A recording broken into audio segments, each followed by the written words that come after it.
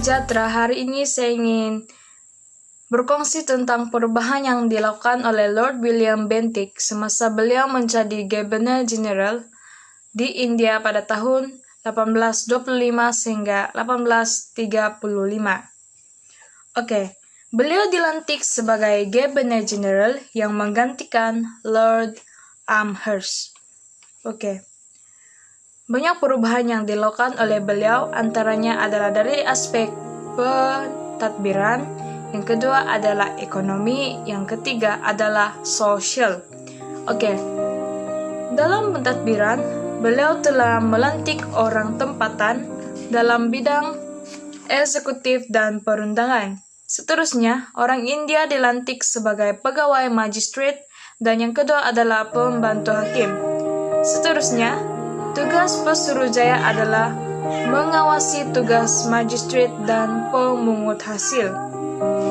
Seterusnya, beliau menjalankan dasar pemilikan paksa wilayah seperti Cachar, Coorg, dan Mysore. Oke, kita pergi kepada ekonomi. Oke, ekonomi yang pertama, beliau mengurangkan perbelanjaan kerajaan, seterusnya mengurangkan kaki tangan kerajaan, dan yang ketiga adalah mengurangkan allowance yang diberikan kepada pegawai dan kaki tangan. Oke, seterusnya dalam bidang sosial,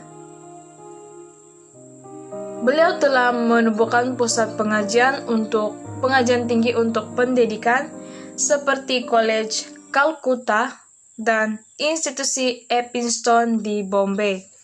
Beliau juga telah menggunakan bahasa Inggris dijadikan sebagai bahasa penghantar. Oke, seterusnya adalah beliau telah menghapuskan amalan sute dan tuge, di mana amalan sute adalah amalan yang diamalkan oleh penduduk di India yang beragama Hindu. Amalan ini diamalkan secara turun-temurun, di mana mengikut adat, balu yang kehilangan suaminya akan dibakar bersama mayat suaminya semasa upacara pengemumian.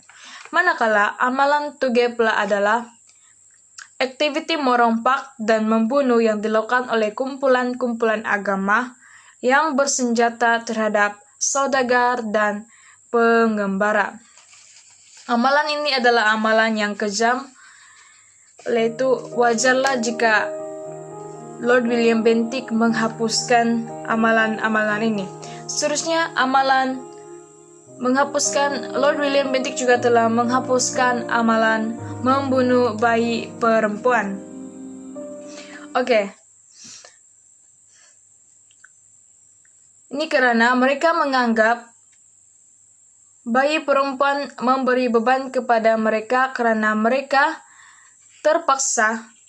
keluarga terpaksa membayar dowry atau mas kawin yang tinggi kepada bakal suami mereka.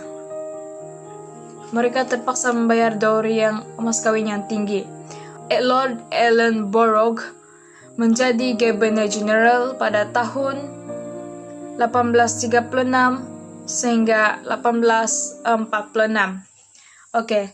Lord Ellenborough dilantik sebagai Governor General menggantikan Lord Auckland. Beliau telah mengambil tindakan untuk menamatkan peperangan di Afghanistan dengan menghantar tentara di bawah pimpinan Jenderal Pollock. Beliau juga telah menjalankan dasar pengilakan dan pembaruan dalam bidang sosial. Beliau telah menguasai wilayah Gwalior dan Paniar selepas Daulat Rawalpindi meninggal dunia.